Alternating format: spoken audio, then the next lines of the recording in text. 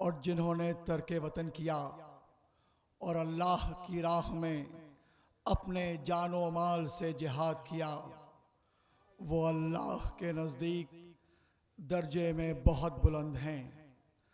अजीज़ान मोहतरम, कुरान करीम की ये आयत इस्लाम की उन अजीम और बुलंद मर्तबत शख्सियतों की तरफ इशारा कर रही हैं जिनको रसूल मकबूल ने अहले बैत कहकर दुनिया वालों से मुतार्रिफ कराया, जिनकी शान में आयत ततहीर नाजिल हुई, जिनके सरों पे इन्नमा का ताज था, जो नबूवत के वारिसे हकीकी थे, जिनकी ड्योढ़ी पर मलाइका साइल बनकर आना बाइसे फ़ख्र समझते थे और जिनकी मिसाल कश्ती नूह की थी कि जो उनसे वाबस्ता हो गया निजात पा गया।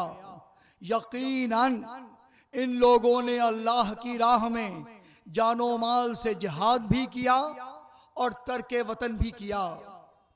तारीख शाहिद है कि जब भी इस्लाम पर कोई नाजुक वक्त पड़ा, कुफ्र और निफाक के मनहूस साए दीन हक की राह में हायल हुए, जुल्म और इस्तिबदाद ने सर उठाया और शरीयत के दामन को दागदार बनाना चाहा। मरहबो अंतर ने इस्लाम के मुजाहिदीनों की गैरत को ललकारा। बिस्तरे रसूल को किसी नफ्स अल्लाह की ज़रूरत पड़ी, मैदान मबाहिला सर करने की मंजिल आई तो ये अपने किरदार व अमल की अजमतों के साथ आगे बढ़े और कलमा ला इलाहा इल्लल्लाह की तबलीग में कोई कसर नहीं उठाई, चाहे जान की बाजी लगानी पड़ी हो या तर्के वतन करना पड़ा हो। अरबाब अज़ा जब अनाने शरीयत रसूल मकबूल के दूसरे नवासे वारिसे अंबिया ताजदार इंसानियत मानिए ज़िब्ह अज़ीम राकिब दोश रिसालत फातह करबला हज़रत इमाम हुसैन अलैहिस्सलाम के हाथों में आई और उधर बातिल की अनान यजीद इब्ने माविया ने संभाली, तो ये वो दौर था कि तालीमात दीन मोहम्मदी मिटा देने की मुनज़्ज़म साजिश कर ली गई थी।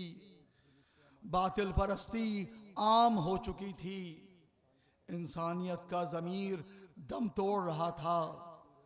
ज़िक्र इलाही के बजाय जामो सुबह की सरगोशियाँ सुनाई देने लगी थीं। फ़स्क़ व फजूर का बाजार गर्म था और यजीद बातिल के नशे में इतना मस्त हो गया था कि वो नबी के नवासे और इस्लाम के हकीकी वारिस इमाम हुसैन अलैहिस्सलाम से सवाल बैत कर बैठा। हुसैन के कानों में जब सवाल बैत की आवाज़ आई तो नाना की वसीयत याद आ गई, ऐ मेरे लाल हुसैन, एक दिन वो आएगा कि जब करबला के तपते हुए रेगजार में अपने 72 साथियों के साथ तुम्हें जामे शहादत पीना पड़ेगा।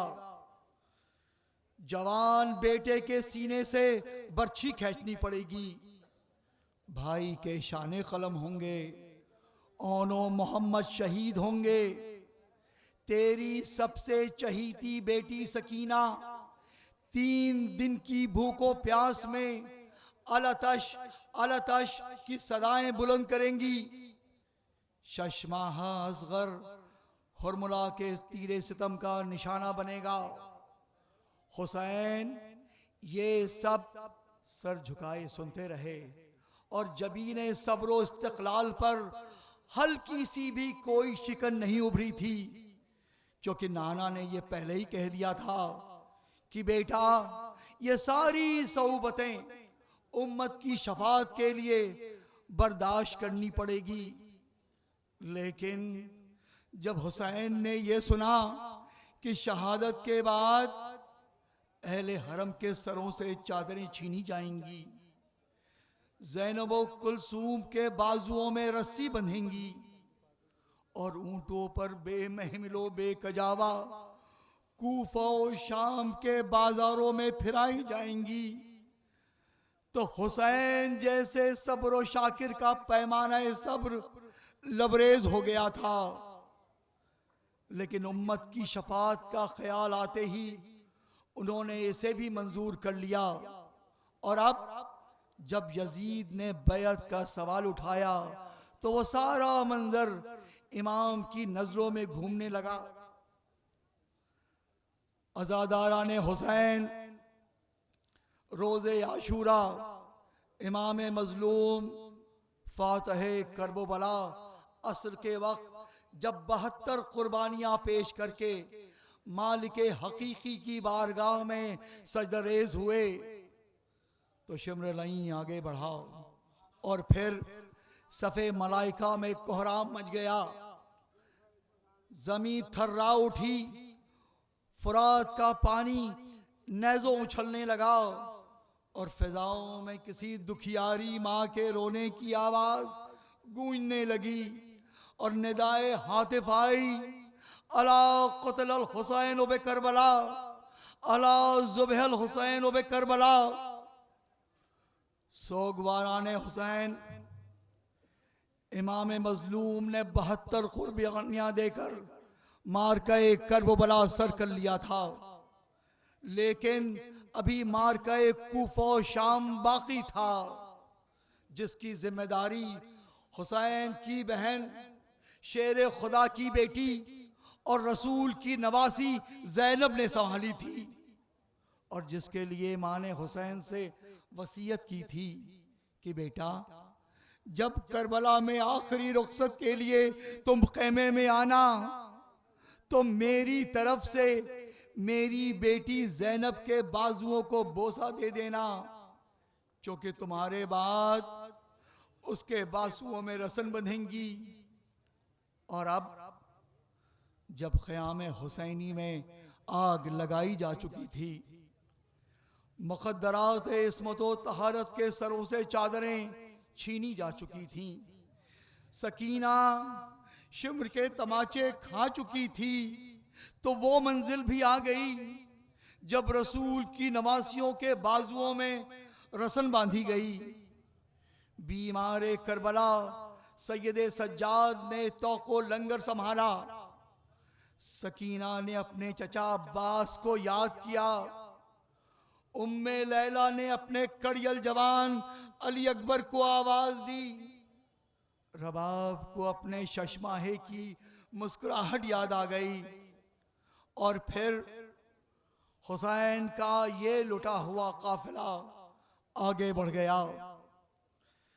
लेकिन मक्तल से गुजरते हुए जब बाप के लाशे पर बीमार करबला की नजर पड़ी तो एकदम से तड़प उठे, चेहरे का रंग बदल गया, करीब था कि गश खा जाएं। तब ज़ैनब ने आगे बढ़कर सहारा दिया, हमारी जाने निसार हों।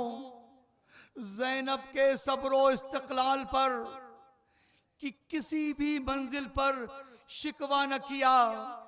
शायद अब्बास की ये बात याद थी कि बहादुर भाइयों की बहनें रोती नहीं हैं, लेकिन एक मंजिल ऐसी भी आ गई थी कि जहां ज़ैनब के सब्र और ज़ब्त का पैमाना लबरेज हो गया था।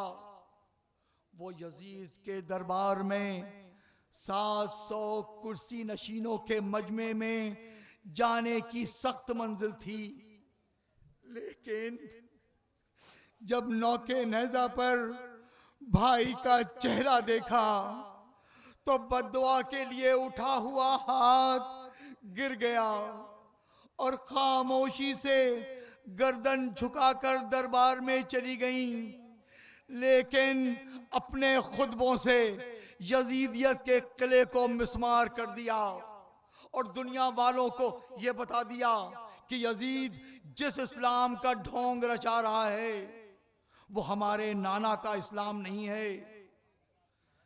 ज़ैनब के खुतबों ने सिर्फ दरबार यजीद ही को नहीं बल्कि कूफा और शाम के बाजारों को भी हिलाकर रख दिया था।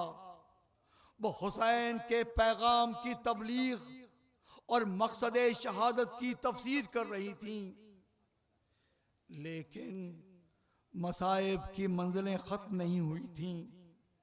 अभी जिंदान शाम की तारीकियों से मुकाबला करना बाकी था।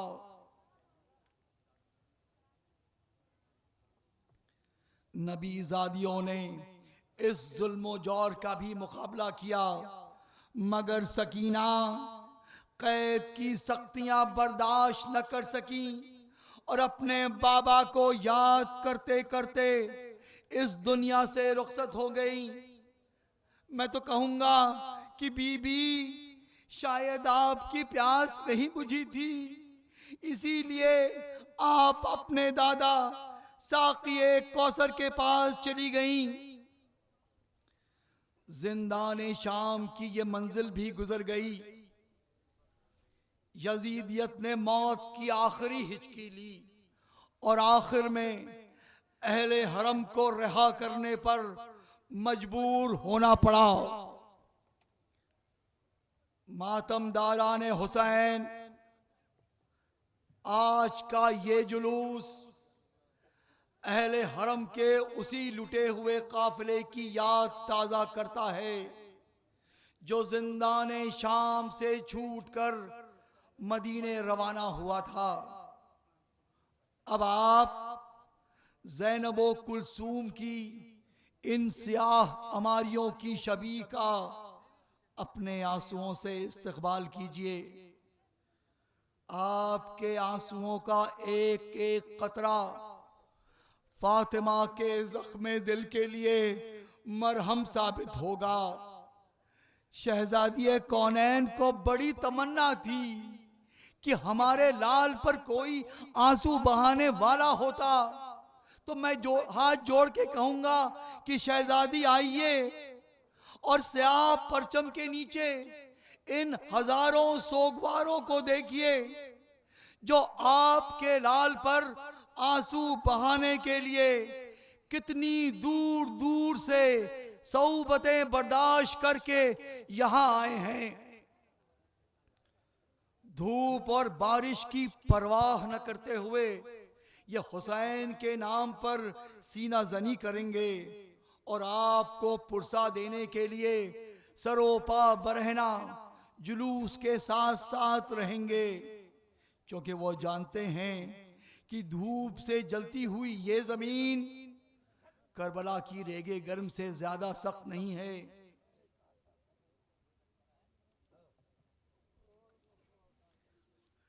हाँ रोने वालों, सुबह के छटते हुए धुंधलकों में दूर से नजर आने वाले ये स्याह परचम इस बात का ऐलान कर रहे हैं कि ये किसी सोगवार काफिले की निशानियां हैं जो करबला से कूफे और कूफे से शाम तक दर बदर फिराया गया था। इस काफिले में रसूल की नवासियां और अली की बेटियां खुले सर रसन बस्ता बेमहमिलो बेकजावा ऊंटों पर सवार थीं।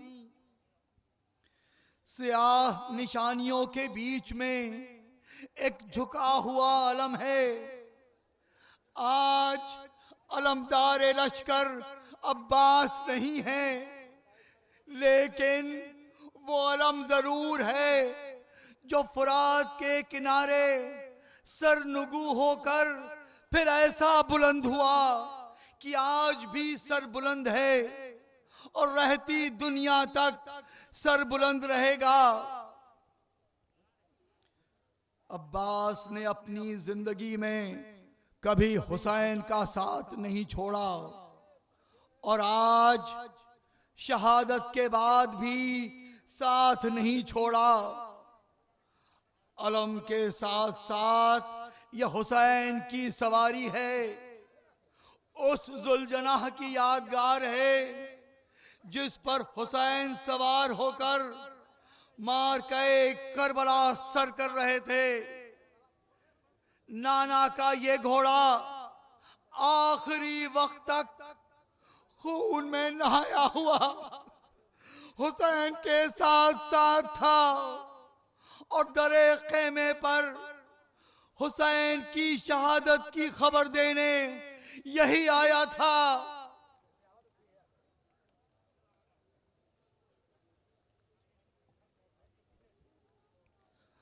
आइए अब अपनी शहजादियों की सयाह अमारियों का इस्तकबाल कीजिए। ये हमारी फातह कूफा और शाम शहजादी ज़ैनब की है।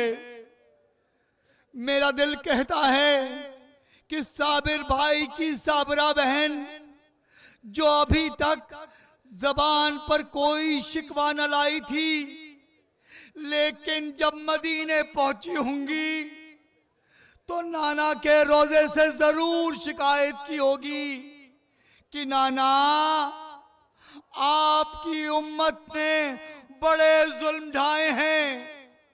देखिए अभी तक बाजुओं पे नील के निशान बाकी हैं। कूफा और शाम के बाजारों में बेमकनो चादर फिराई गई, मगर ज़ैनब ने आपकी उम्मत की शफात के खातिर यह सब कुछ बर्दाश्त कर लिया।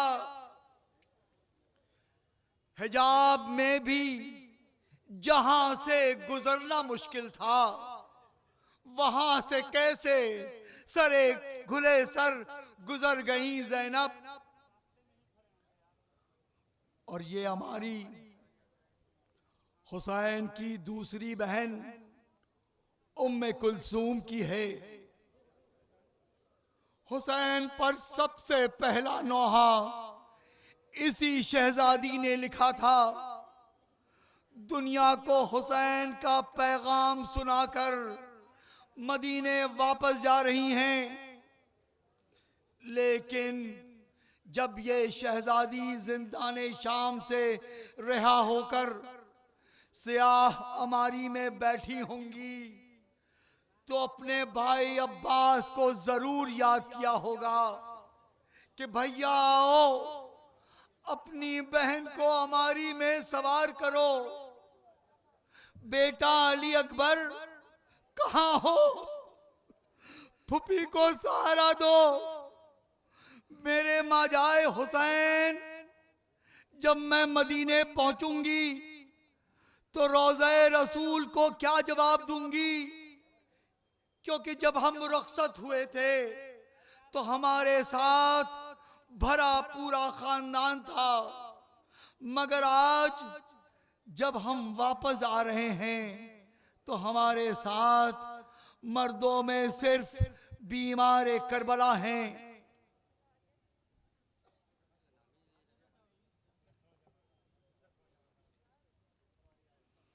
ये हमारी बानुए दिलगीर की है। ए मेरी शहजादी, हम आपको किस किस का पुरसा दें? कितने दाग उठाए हैं, अपने सारे लाल करबला में खोकर आई हैं। यहां तक कि 6 माह के लाडले को हुसैन की आगोश में देकर सर झुका लिया था और फिर इमाम से यह सवाल नहीं किया था कि आका मेरी अमानत कहां छोड़ आए। अली अकबर के ब्याह का बड़ा अरमान था इस शहजादी को, लेकिन जब आका पर कुर्बान होने का मौका आया तो उन्हें भी हंसी खुशी रन की इजाजत दे दी और अपने आका हुसैन के लिए किसी को भी अजीज न रखा। जब ये शहजादी मदीने पहुंची होंगी तो सैयद आलम की कब्र से लिपटकर जरूर कहा होगा कि कनीज ने आपके लाडले पर अपने गोद के पालों तक को कुर्बान कर दिया, लेकिन फिर भी शर्मिंदा है कि वो आपकी अमानत करबला के तपते हुए मैदान में खोकर आई है।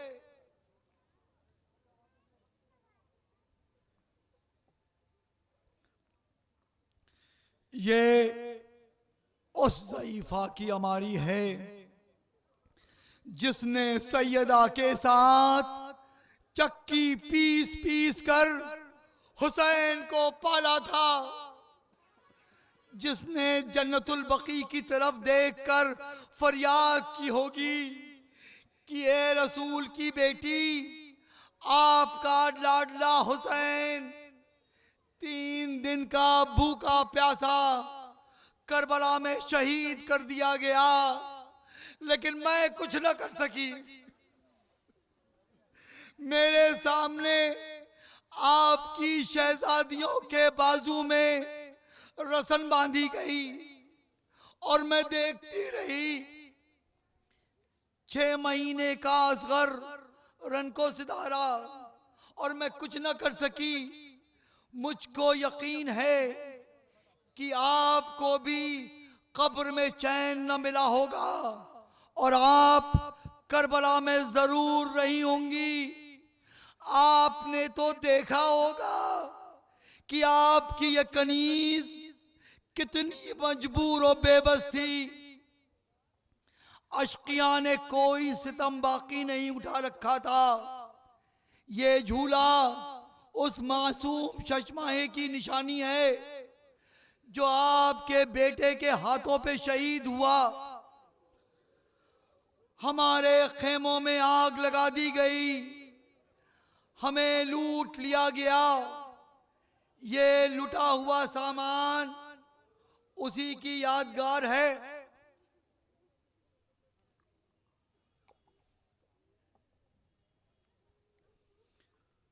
हाँ मातमदारो, यकीनन आपने हुसैन की दुखियारी माँ फातिमा और रसूल मकबूल को जी भर के पुरसा दे दिया, लेकिन अभी हुसैन की उस चहीती बेटी का पुरसा देना बाकी है जो हुसैन के सीने पर सोने की आदी थी।